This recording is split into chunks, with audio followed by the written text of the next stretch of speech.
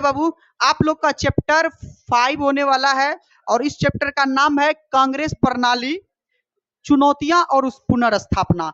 आप लोगों को याद होगा इससे पहले भी लेसन 2 में हम आप लोगों को पढ़ा चुके थे कांग्रेस के बारे में। बात समझ में आ रहा है? जिसमें आप लोगों को हम पढ़ाए थे कि कांग्रेस किस तरह से 3 बार वो लगातार जीता था और उसका दबदबा रहा था।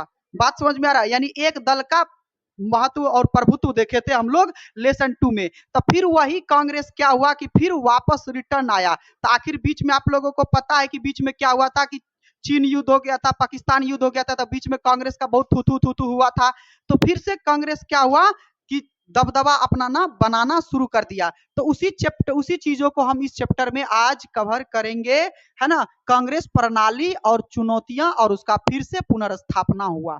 बातें क्लियर है? और कांग्रेस फिर से किस में आई बाबू? शासन में आई और सत्ता में आई। चलिए आगे करते हैं, शुरू करते हैं और परिचय देख लेते हैं। सबसे पहले इंट्रोडक्शन देख लेते हैं कि इस चैप्टर में आप लोगों को क्या क्या पढ़ना है। जैसा कि आप अपने दूसरे अध्याय एक दल के प्रभुत्व का दौर में देखे हैं कि कांग्रेस ने चुनाव के पहले दशक में ही तहलका मचा रखा था, लगातार जीत रहा था। ठीक है, किस तरीके से वह पार्टी का दबदबा शुरू होता है, ये चीजें हम लोग लेसन 2 में पढ़े थे।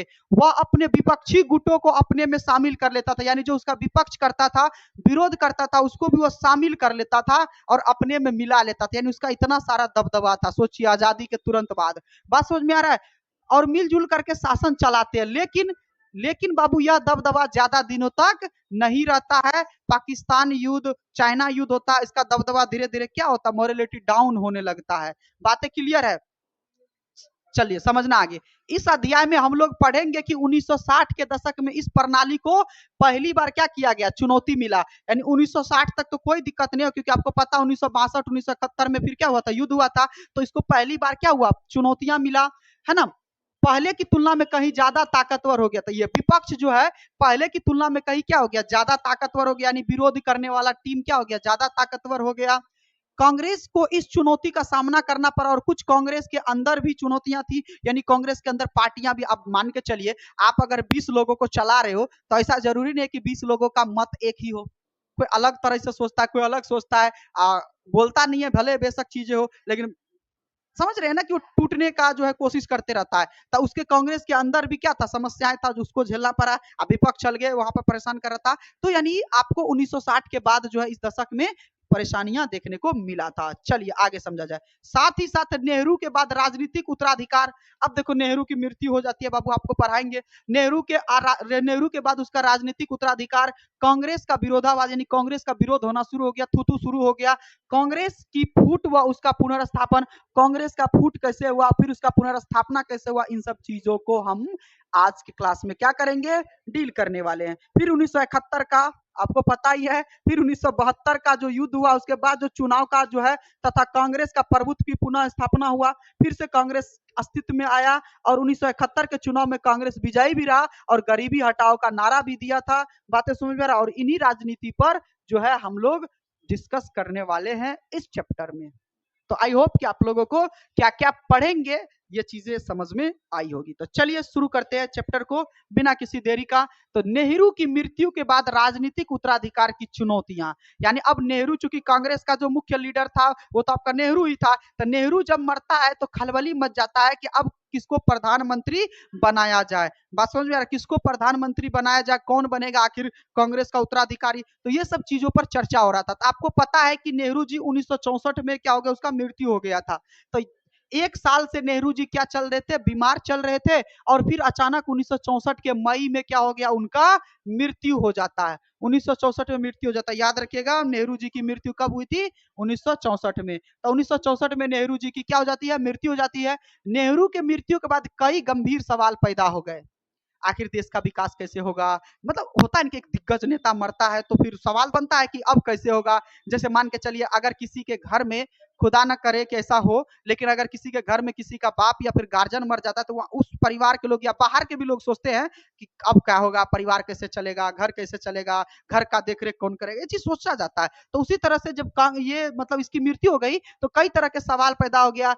इस देश का क्या होगा। ठीक है, क्या लोकतंत्र कायम रह पाएगा? क्या लोकतंत्र में जो व्यवस्थाएं थी, चुनावी व्यवस्था थी, क्या वो रह पाएगा या फिर लूटपाट होना शुरू हो जाएगा? क्योंकि हर किसी का हर मत अलग था, उधर विपक्षी अलग तबाह कर ले था, इधर कांग्रेस के भी बाबू टीम में अलग अलग तरह के मान्यता वाले लोग थे, कोई इसका भी खुद का विरोध कर रहा था। तो इन सब चीजों को देखते हुए ये लोग के मन में ये सब सवाल आने लगा। और उस वक्त देश के सामने अनेक कठिनाइयां भी थी।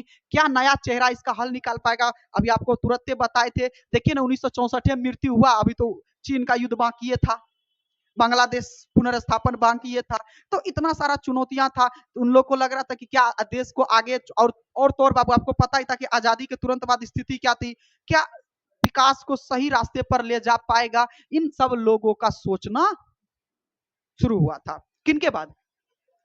जवाहरलाल नेहरू के मृत्यु के बाद। ठीक है, आगे समझा जाए। अब 1960 के दशक को खतरनाक दशक भी कहा जाता है।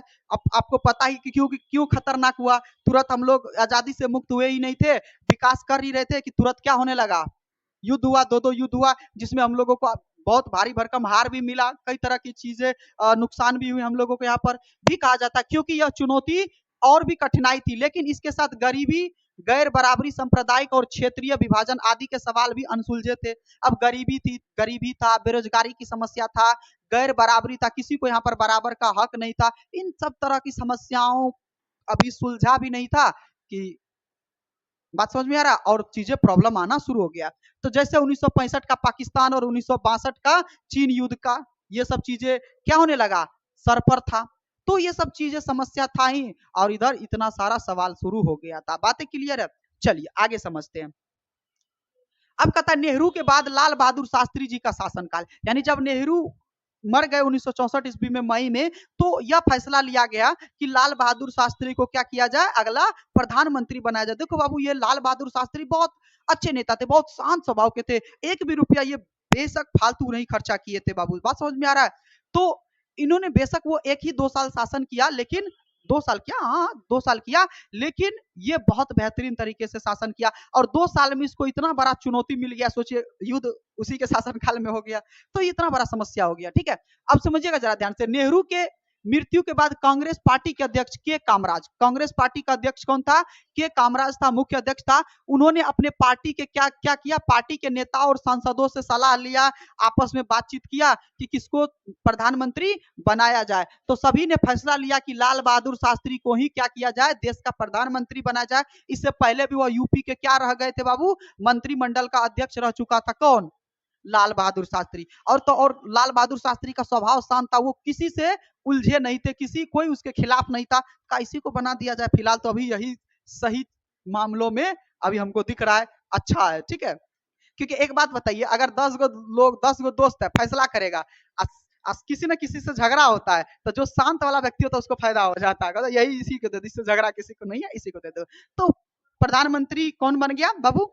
लाल बहादुर शास्त्री। तब प्रधानमंत्री से पहले शास्त्री जी उत्तर प्रदेश के मंत्रिमंडल में भी रहे थे। इन्होंने कभी किसी से विवाद नहीं किया था, कभी किसी का झगड़ा इनके साथ नहीं हुआ। अब कहता यह अपनी सादगी और सिद्धांत निष्ठा के लिए मशहूर थे। सादगी था, सिद्धांत निष्ठा, एक बार ये सिद्धांत बना लेते तो उसी पे कायम रहते थे, है ना। इसके फेवर में बहुत सारा कहानी है बाबू। ठीक है, तो ये मशहूर थे। बात समझ में आ रहा है? चलिए, यह 1964 से 1966 तक प्रधानमंत्री है, मात्र 2 साल। ठीक है, और 2 साल में ही उन्होंने 2 बड़ी चुनौतियों का सामना किया। पहला चुनौती भारत चीन युद्ध।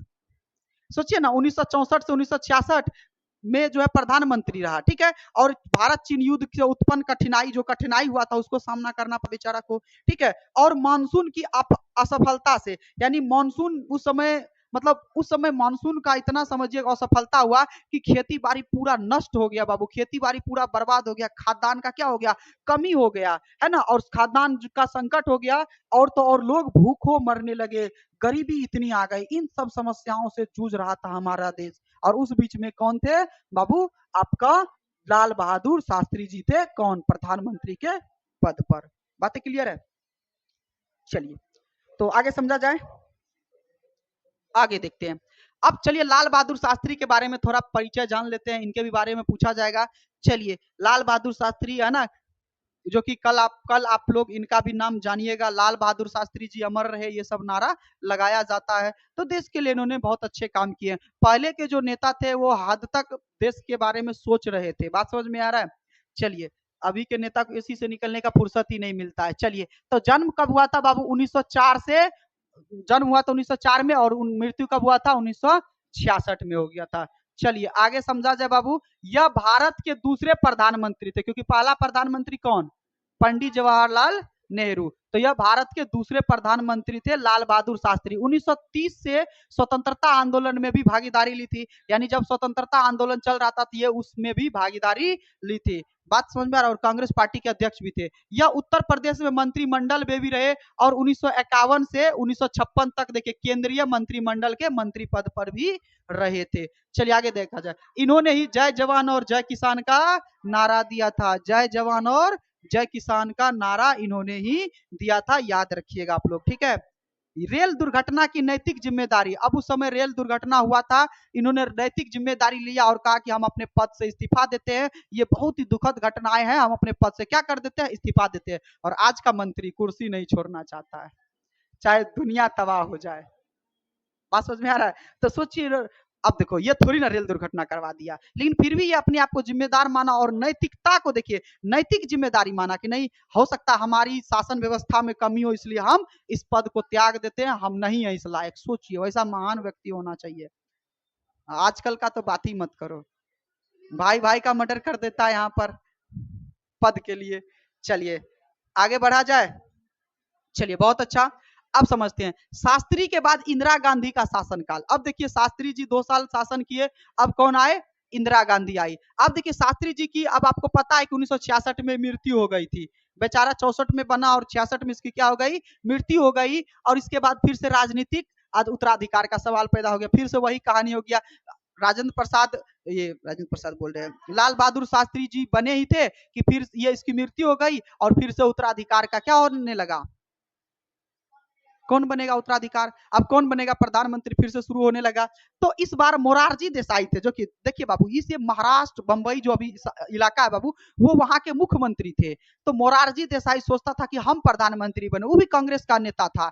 और इधर इंदिरा गांधी थी। आपको पता ही है कि इंदिरा गांधी कौन थी बाबू? पंडित जवाहरलाल नेहरू की बेटी थी। तो वो भी सोच रहे, मतलब उसको भी, वो भी एक नया चेहरा था और सोच रहा था कि इसको ही बनाया जाए। तो मोरारजी देसाई और इंदिरा गांधी में बहुत बड़ा टक्कर हुआ था। लेकिन फिर जो कांग्रेस के जो नेता थे संसद से, उन्होंने मिल करके इंदिरा गांधी को वोट दे दिया, कहा कि नहीं चलो इसी को प्रधानमंत्री बनाया जाए, और मोरारजी देसाई हार भी गया। फिर मोरारजी देसाई भी बना था बाबू, वो तो खतरनाक था छुट्टा, उसी के कारण तो बहुत सारा प्रॉब्लम हुआ था, बोलना नहीं चाहिए।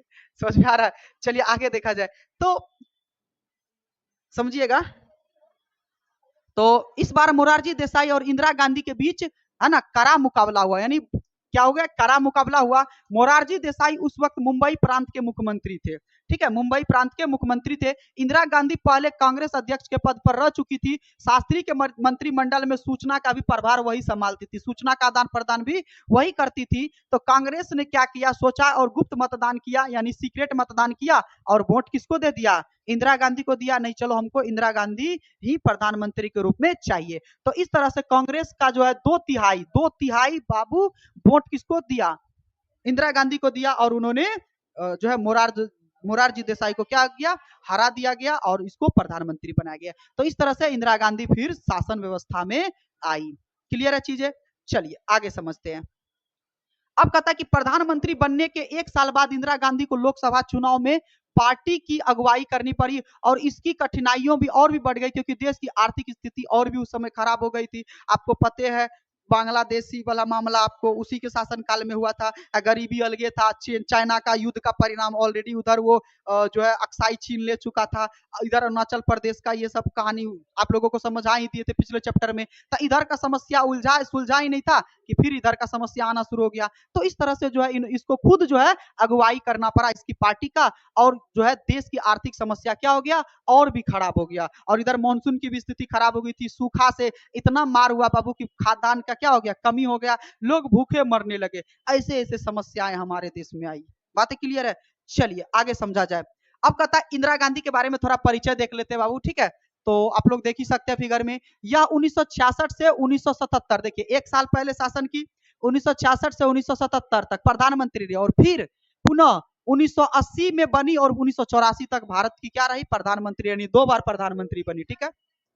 हाँ, फिर प्रधानमंत्री रही। 1958 में कांग्रेस के अध्यक्ष भी थी, आपको भी बताया अभी तुरंत। और 1964 से 1966 में शास्त्री मंडल में एक केंद्रीय मंत्री भी रही थी। और 1967 1971 यानी 67 से लेकर के 1971 और 1980 के आम चुनाव में कांग्रेस को विजयी बनाई। कौन बनाई थी? यही विजयी बनाई थी, यानी ये खुद प्रधानमंत्री बनी थी।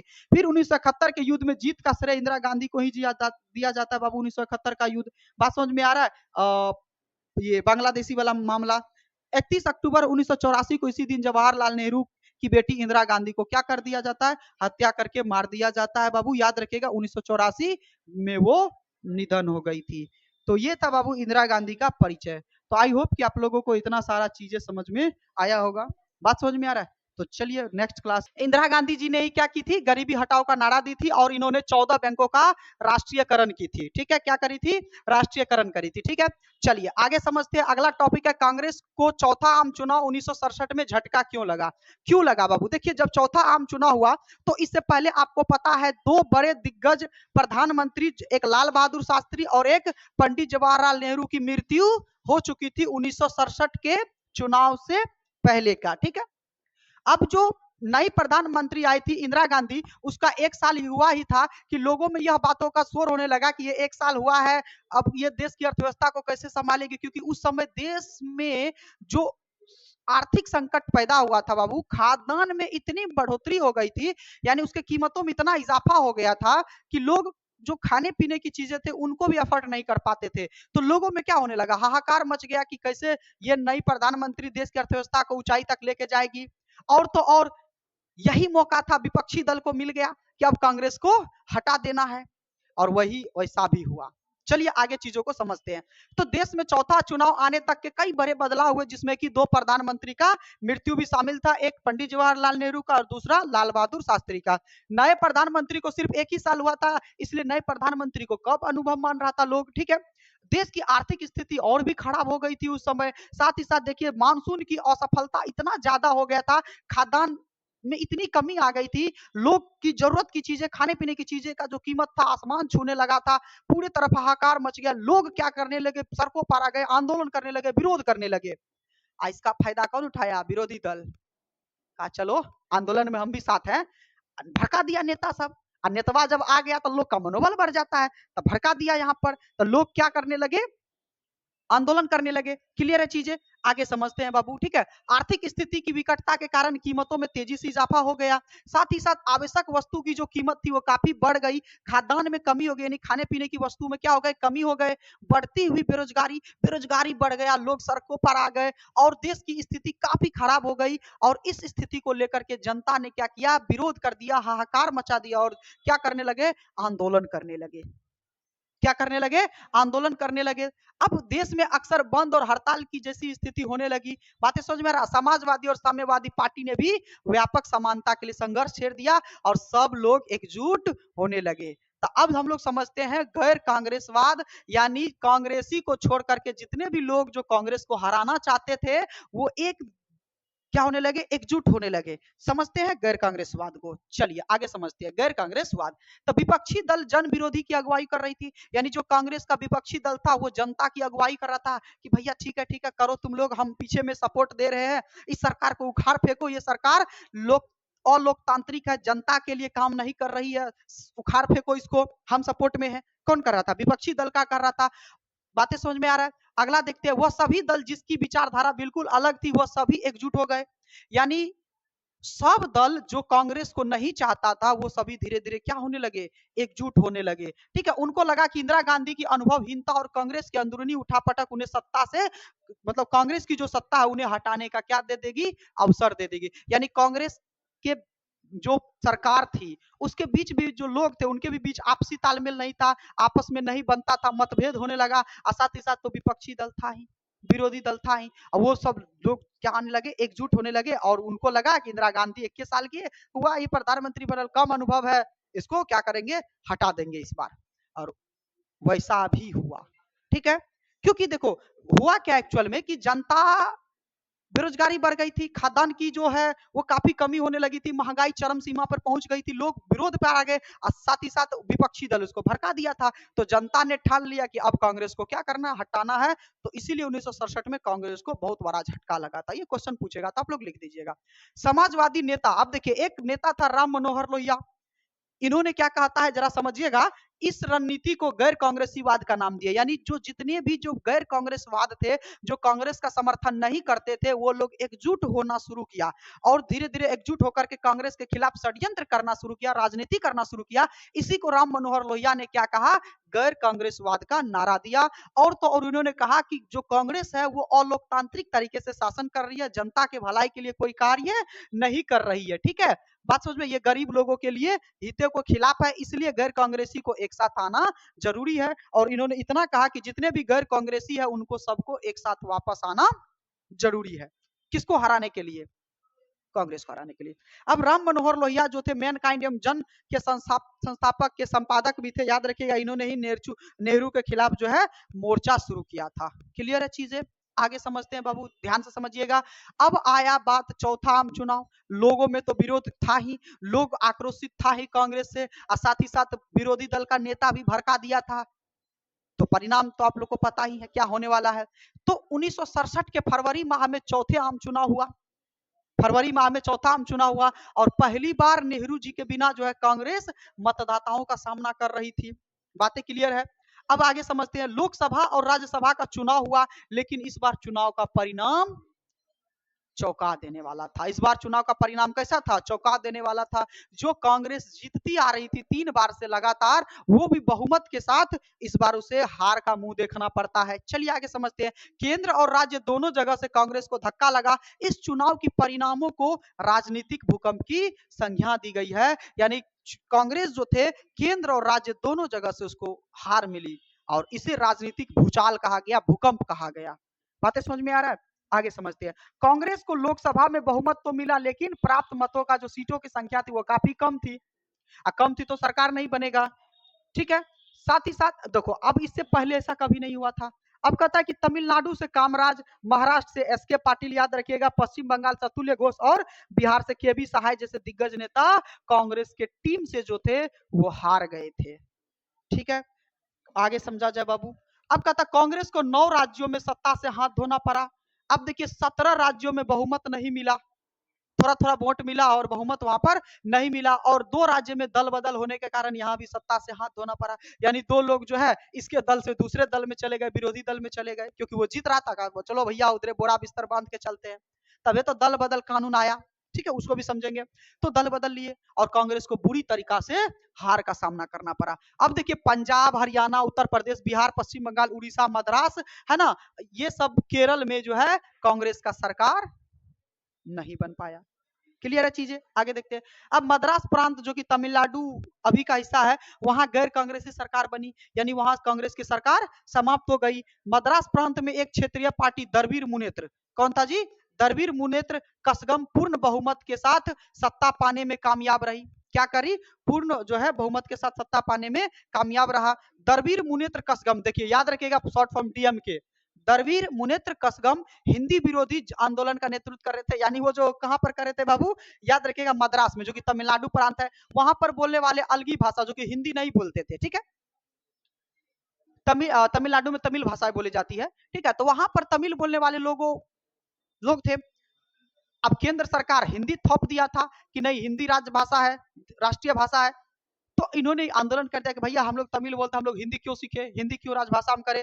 तो इन्होंने आंदोलन शुरू कर दिया, लोगों को भड़का करके कांग्रेस को हटा दिया। वो भी समझिएगा, डीएमके हिंदी विरोधी आंदोलन का नेतृत्व करके सत्ता में आई थी। क्लियर है।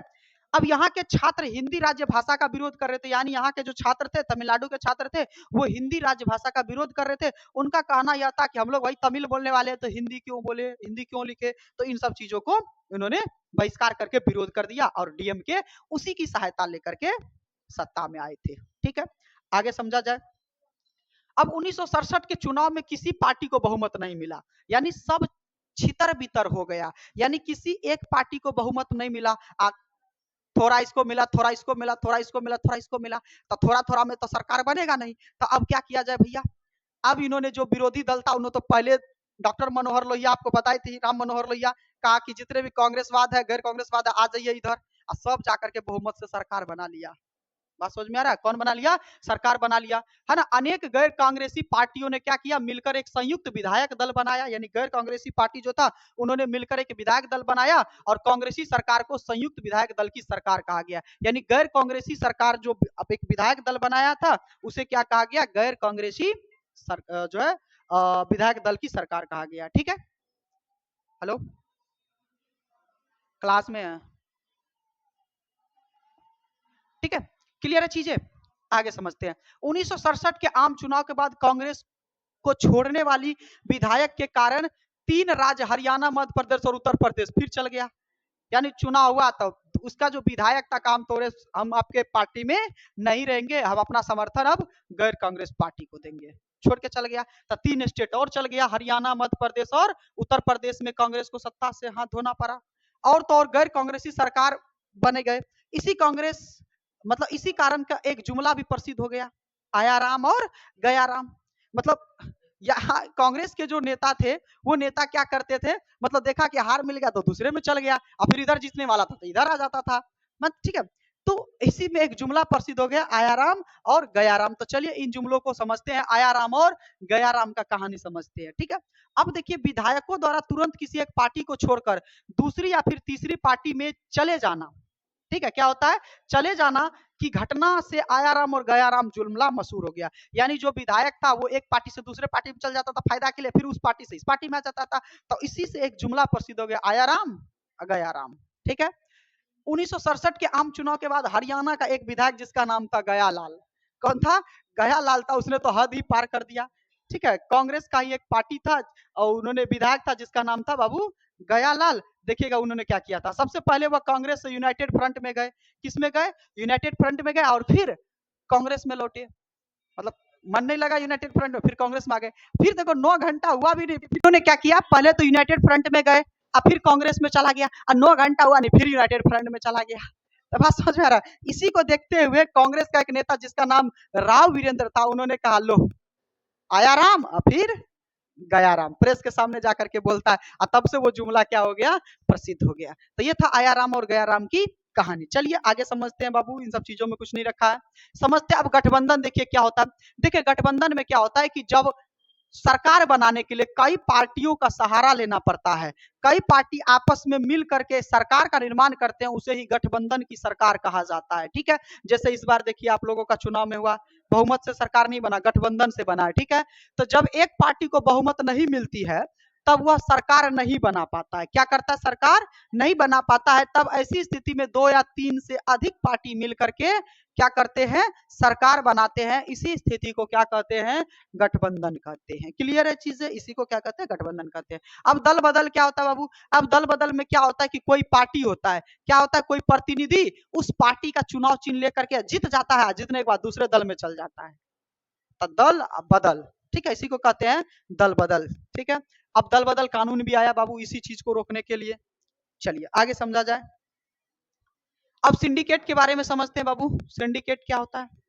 चलिए अब इसी के बीच में तो बाबू ये बहुत इंपॉर्टेंट है, सिंडिकेट। ठीक है, सिंडिकेट और इंदिरा गांधी के बीच में काफी तगड़ा बहस होती है। ठीक है, चलिए देखा जाए तो सिंडिकेट बाबू कांग्रेसी नेताओं का एक समूह था, इसमें खाली दिग्गज दिग्गज नेता थे, है ना। बात समझ में आ रहा है? कांग्रेसी नेता का एक समूह था और इसे औपचारिक तौर पर सिंडिकेट के नाम से सूचित किया जाता था। तो आपको पूछेगा सिंडिकेट से आप क्या समझते हैं, तो सिंडिकेट जो था उसमें कांग्रेसी नेता था जो कि काफी महत्वपूर्ण नेता सब थे सिंडिकेट में। ठीक है, चलिए आगे देखा जाए। इस समूह देखिए इस समूह के नेताओं का दबदबा जो था वो पार्टी के संगठन पर भी था, यानी सिंडिकेट के जितने भी नेता थे वो पार्टी के संगठन पर उसका दबदबा था। बातें नहीं, शांति से बनाओ। ठीक है, दबदबा पार्टी के संगठन पर भी था। सिंडिकेट के अगवा मतलब अगुवाई कौन कर रहे थे? के कामराज कर रहे थे। कौन कर रहे थे? सिंडिकेट के अगुवाई के कामराज कर रहे थे, और यह मद्रास प्रांत के भूतपूर्व मुख्यमंत्री भी थे। ठीक है, अब सिंडिकेट की सहायता से लाल बहादुर शास्त्री और इंदिरा गांधी भी प्रधानमंत्री बने थे, क्योंकि सिंडिकेट जो कहा देता था, जिसको कहता प्रधानमंत्री बनाने के लिए वही बन जाती थी। तो सिंडिकेट की सहायता से पंडित जवाहरलाल नेहरू के बाद लाल बहादुर शास्त्री और इंदिरा गांधी प्रधानमंत्री बनी थी। लेकिन अब इन्हीं दोनों में बहस हो गया। क्यों? देखिए सिंडिकेट का जो नेता सब थे उन्होंने सोचा कि इंदिरा गांधी को प्रधानमंत्री बना देते, चूंकि इंदिरा गांधी किसकी बेटी थी, पंडित जवाहरलाल नेहरू की बेटी थी। तो उनको लगा कि प्रधानमंत्री इसको बना देते हैं, हम जो कहेंगे वही सुनेगी। लेकिन इंदिरा गांधी वो सोच रही थी कि हम खुद के दम पर अपना साम्राज्य खड़ा करेंगे, हम किसी के बस में नहीं चलेंगे, हमारा मन जो होगा हम वही करेंगे। इंदिरा गांधी ये सोच रही थी। तो इन दोनों में क्या हो गया, आपसी भिड़ंत हो गया। आगे समझते हैं बाबू। के कामराज मद्रास प्रांत में शिक्षा का प्रसार करने और स्कूली बच्चों को दोपहर का भोजन देने की योजना लागू करने के लिए भी प्रसिद्ध थे। याद रखिएगा, ये पूछा जा सकता है ऑब्जेक्टिव। आगे समझ,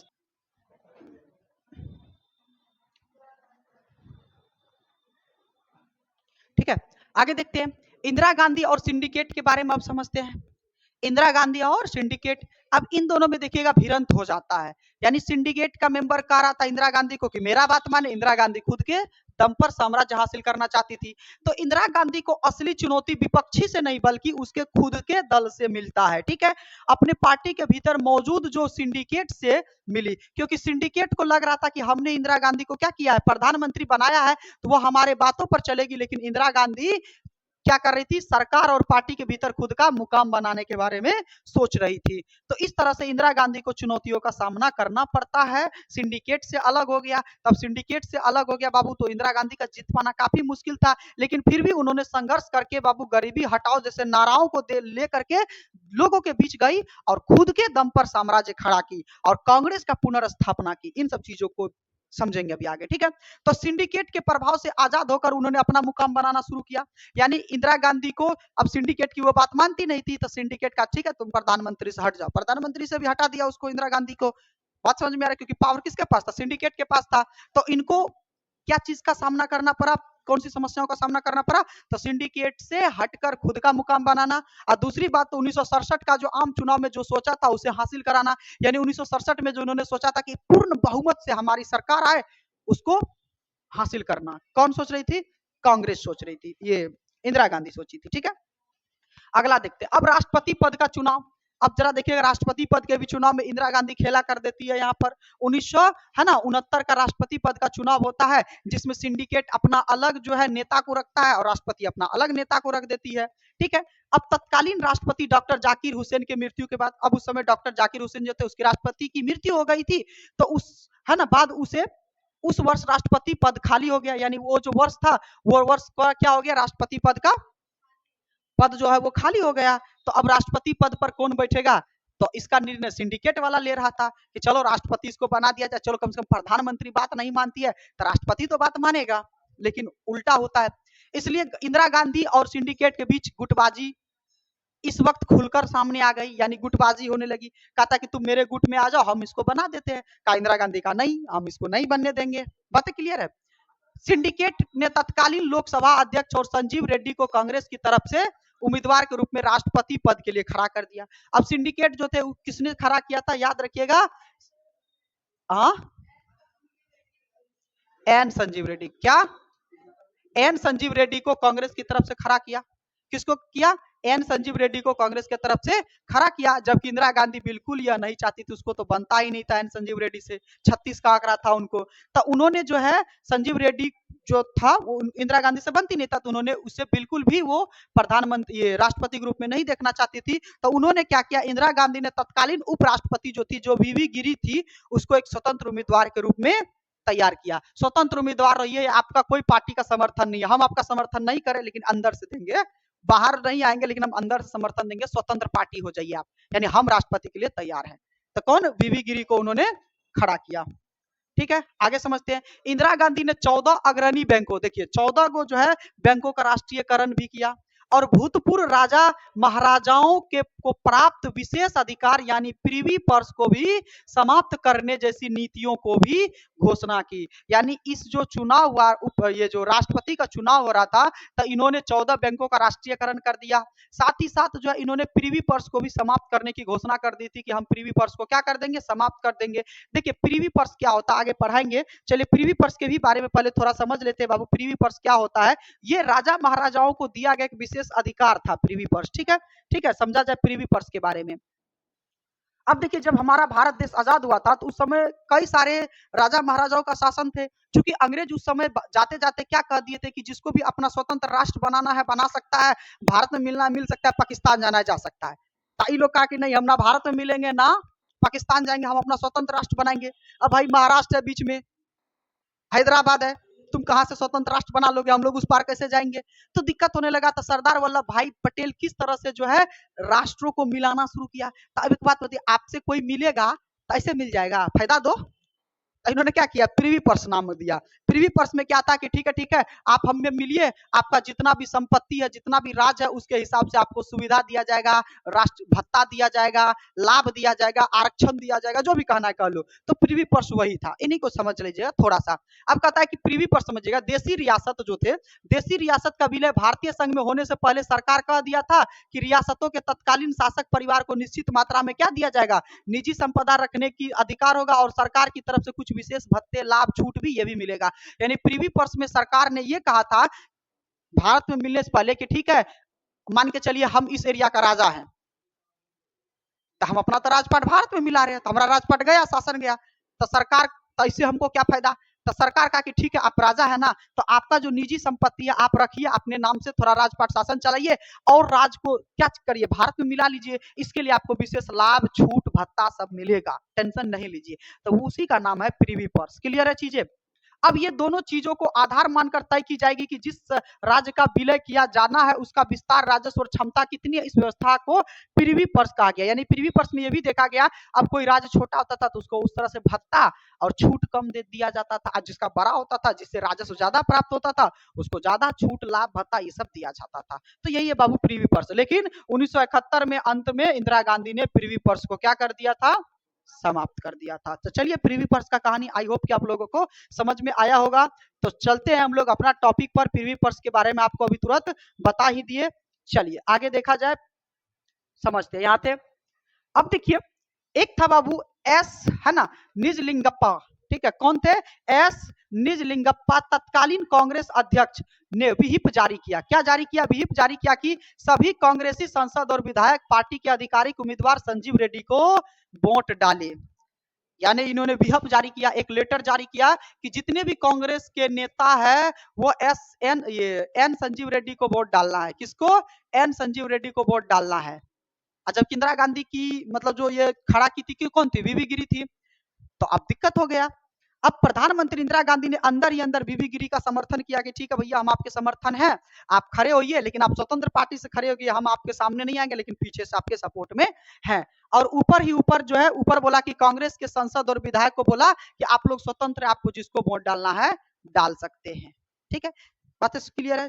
चलिए आगे देखते हैं। आखिरकार बीबी गिरी की जीत हुई, और बीबी गिरी क्या होता है, जीत जाता है। अब सिंडिकेट को और बड़ा धक्का लगा, प्रधानमंत्री भी गई, राष्ट्रपति भी गया।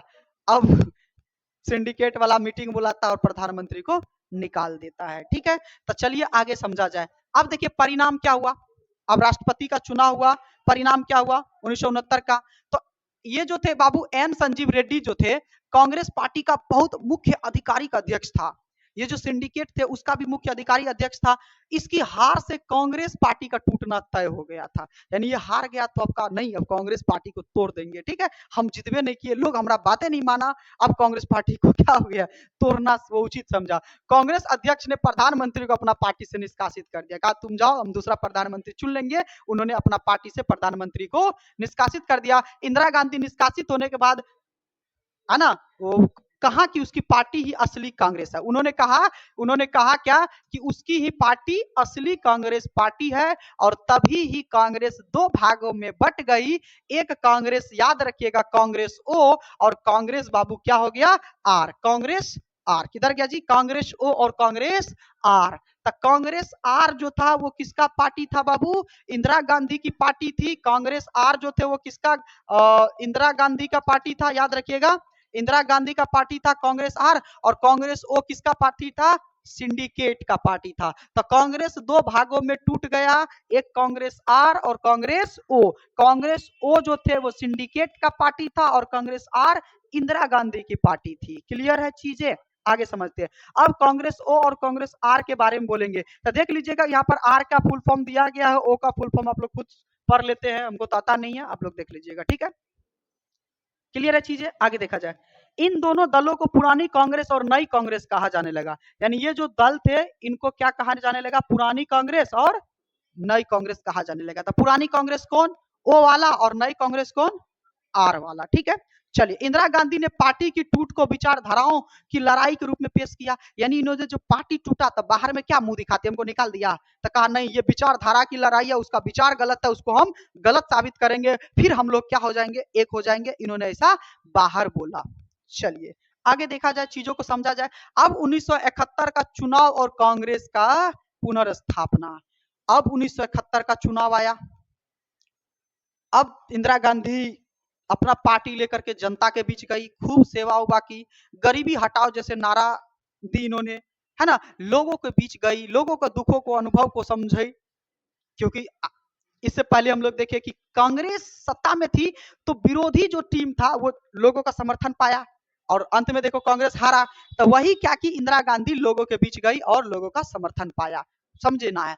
कांग्रेस के टूटने के बाद इंदिरा गांधी की सरकार अल्पमत में आ गई। अल्पमत का मतलब होता है बाबू मतलब बहुमत होता है, एक अल्पमत होता है, तो कम मत वाला आ गया। यानी उसको अब वहां ना उसके पास ना ज्यादा विधायक थे ना ज्यादा सांसद थे, ठीक है। अब डीएमके, और देखो डीएमके अभी तुरंत बताए थे, है ना, डीएमके और भारतीय कम्युनिस्ट पार्टी समेत कुछ अन्य दलों के समर्थन से यह सरकार सत्ता में बनी रही। यानी यह जो है डीएमके के समर्थन से जो है यह पार्टी कुछ दिन सरकार में सत्ता में बनी रही। सरकार ने अपनी छवि को समाजवादी रंगों में पेश किया। यानी अपनी जो छवि था इन्होंने समाज में जाकर के इसको एक अलग रंग दिया, वो आगे समझना है। इंदिरा गांधी ने भूमि सुधार के मौजूदा कानून को क्रियान्वयन करने के लिए जबरदस्त अभियान चलाया। यानी भूमि जो सुधार करने लगा, क्योंकि भूमि उस समय जमींदारों के पास ज्यादा थी, तो उन्होंने भूमि सुधार पर क्या किया, एक जबरदस्त कमेटी का गठन किया और कहा कि भूमि सुधार करिए, किसानों को मिलना चाहिए भूमि। इन्होंने सुधार किया, याद रखिएगा। इन्होंने भू परिसीमान के कुछ कानून भी बनाए, ये भी ध्यान रखना है। दूसरे राजनीति पर निर्भर न रहना, साथ ही साथ इन्होंने क्या किया, दूसरे राजनीतिक पर निर्भर न रहना। इसके लिए इंदिरा गांधी ने 1970 के दिसंबर में लोकसभा को भंग करने की सिफारिश की, और फिर पांचवी चुनाव 1971 के फरवरी माह में भंग हो गया, ठीक है। अब चलते हैं, अब चुनाव भंग हो गया, अब इलेक्शन फिर से होना था। अब इलेक्शन में देखते हैं क्या होता है, चीजों को समझा जाए। तो कांग्रेस आर, आर मतलब इंदिरा गांधी का सरकार वाला कांग्रेस और कांग्रेस ओ के बीच का मुकाबला। क्लियर है चीजें। तो अब समझते हैं, शुरुआत में सबको लग रहा था कि कांग्रेस ओ के नियंत्रण में सब कुछ है, ओ यानी सिंडिकेट वाला, इंदिरा गांधी के हाथ में कुछ भी नहीं है। तो सिंडिकेट ओ मतलब जो सिंडिकेट वाला जो कांग्रेसी था उनको लग रहा था हमारे हाथ में सब कुछ है, जनता हमें ही वोट करेगी। जनता को भी लग रहा था वोट करेगी, सब कुछ है। कांग्रेस आर एक जर्जर होती हुई पार्टी का हिस्सा ही है। यानी लोगों को लग रहा था कि कांग्रेस आर खत्म, अब खत्म होने वाला है, क्योंकि उस वक्त सभी बड़ी गैर साम्यवादी और गैर कांग्रेसी विपक्षी पार्टियों ने एक चुनावी गठबंधन बना लिया था। यानी कांग्रेस वो जो थे और गैर कांग्रेसी पार्टी जो थे उन्होंने क्या कर लिया था, गठबंधन बना लिया था। यानी कांग्रेस आर एक तरफ, पूरी दुनिया एक तरफ, ठीक है, इस तरह से हो गया था। आगे देखा जाए, इसे ग्रेड अलायंस कहा जाता था। इसी को क्या कहा जाता था, ग्रेड अलायंस। यानी गैर कांग्रेसवाद के जो जितने भी लोग थे, और तो और जो कांग्रेस वो थे, यानी सिंडिकेट वाले कांग्रेस, वो सभी क्या हो गए, एक हो गए। इसी को क्या कहा जाता है, ग्रेड अलायंस कहा जाता है, ठीक है। एसएसपी, बीएसपी, भारतीय जनता संघ पार्टी, स्वतंत्र पार्टी, भारतीय दल पार्टी, सब जो है एक छतरी के नीचे आ गया। कांग्रेस आर को अलग, इधर अलग, बातें समझ में, कांग्रेस आर को हराने के लिए। यह सब होने के बावजूद नई कांग्रेस, या नई कांग्रेस मतलब कांग्रेस आर के पास एक चीज थी जो पुरानी कांग्रेस के पास नहीं थी। गांधी, इंदिरा गांधी ने पूरे देश में घूम घूम करके कहा कि उसके पास एक ही कार्यक्रम है, इंदिरा हटाओ। यानी उन्होंने कहा कि उसके पास एक ही कार्यक्रम है, इंदिरा हटाओ, लेकिन हमारे पास है गरीबी हटाओ। अब बताइए, हमको हटाइएगा या गरीबी हटाइएगा? तो लोग कहा भैया गरीबी हटाएंगे, उसको हटा क्या करेंगे? अब लोग किधर आने लगा, अट्रैक्ट होने लगा, क्योंकि आप लोगों के पास जाइएगा तो गरीबी पे बात कीजिए, रोजगार पे बात कीजिए, पढ़ाई लिखाई पे बात कीजिए, तभी ना आपको वोट देगा। बात समझ में आ रहा है? तो इन्होंने क्या किया, गरीबी हटाओ का नारा दिया। इसलिए इसके विपरीत उन्होंने लोगों के सामने एक सकारात्मक कार्यक्रम रखा। उन्होंने इस अपने मशहूर नारे का नाम क्या दिया, गरीबी हटाओ का नारा दिया, ठीक है। ये भी पूछा जाता है कि गरीबी हटाओ का नारा किस पंचवर्षीय योजना के दौरान दिया गया था, वो भी ध्यान रखना है, ठीक है। एक शकल प्रदान किया। आगे समझा जाए बाबू चीजों को। तो इंदिरा गांधी ने सार्वजनिक क्षेत्र की समृद्धि, ग्रामीण भूस्वामित्व और शहरी संपदा के परिसीमान, आय और अवसरों की असमानता की समाप्ति तथा प्रिवी पर्स की समाप्ति किया जाए, इस पर भी जोर दिया। यानी कहा कि गरीबी हटाएंगे, असमानता जो है समाज में सबको समान रूप से लाएंगे, प्रिवी पर्स को समाप्त करेंगे। तो लोग को लगा कि नहीं ये काम करेगी, लोगों के बीच गई, वोट मांगी, जिस तरह से जवाहरलाल नेहरू पहले लोग के बीच जाते थे, ये गई। तो अब लोग क्या करने लगे, जानने लगे और इंदिरा गांधी जी के सपोर्ट में आ गए। चलिए आगे देखते हैं। तो इंदिरा गांधी ने गरीबी हटाओ के नारे से वंचित तबकों को, खास करके भूमिहीन किसान जो थे, दलित और आदिवासी, अल्पसंख्यक, महिला और बेरोजगारों और नौजवानों के बीच क्या की, समर्थन का आधार तैयार करने की कोशिश की। यानी इनको मतलब इनको पता था जो गरीब है, दलित आदिवासी है, भूमिहीन किसान है, बेरोजगार नौजवान है, इन्हीं के बीच हम अपना समर्थन करेंगे और समर्थन पा लेंगे तो फिर तो जीतिए जाएंगे, ये सोच रही थी। अब गरीबी हटाओ नारा और इससे जुड़ा कार्यक्रम इंदिरा गांधी के राजनीतिक रणनीति थी और इसी रणनीति से इंदिरा गांधी कांग्रेस की पुनर्स्थापना की। बातें क्लियर है? तो चलिए आगे समझा जाए चीजों को। अब 1971 का चुनाव हुआ, अब उसका परिणाम आया सामने। तो कांग्रेस आर जो थी नई पार्टी और सीपीआई, यानी सीपीआई का गठबंधन था, है ना, सीपीआई के गठबंधन को इस बार इतने वोट व सीटें मिला कि जितना कि पिछले 4 आम चुनाव में भी नहीं मिला। यही कहावत है, जनता जिसको देख लिया वो तर गया।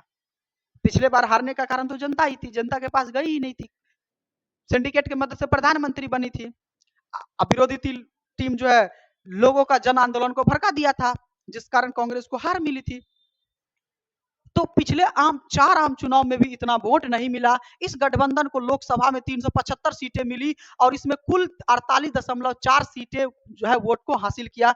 सिर्फ इंदिरा गांधी की कांग्रेस आर ने 352 सीटें और 44% वोट प्राप्त किए। यानी सिर्फ इंदिरा गांधी की टीम जो आर थी, आर कांग्रेस थी, उन्होंने सिर्फ 352 सीटें प्राप्त की। टोटल कितना की थी? 375। तो इसमें 2 गठबंधन थे, एक कांग्रेस आर और एक सीपीआई।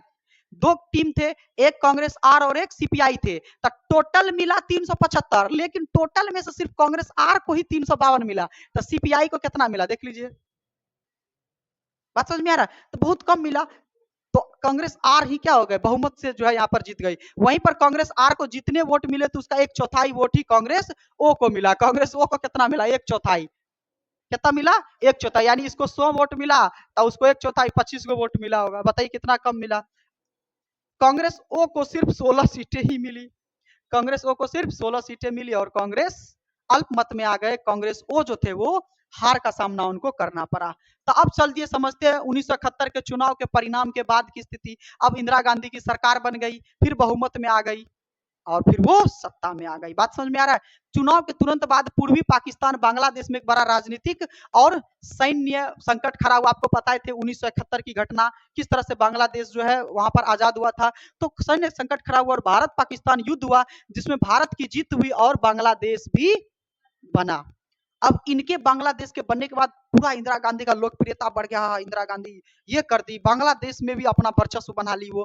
तो इस घटनाओं से इंदिरा गांधी की लोकप्रियता में 4 चांद लगे और विपक्षी नेताओं ने भी इस प्रशंसा की और 1972 के राज्य विधानसभा में उसको भारी जीत भी मिला इंदिरा गांधी को। और इंदिरा गांधी को गरीबी और वंचितों के रक्षक और एक मजबूत आजादी के नेताओं के रूप में जाना जाने लगा।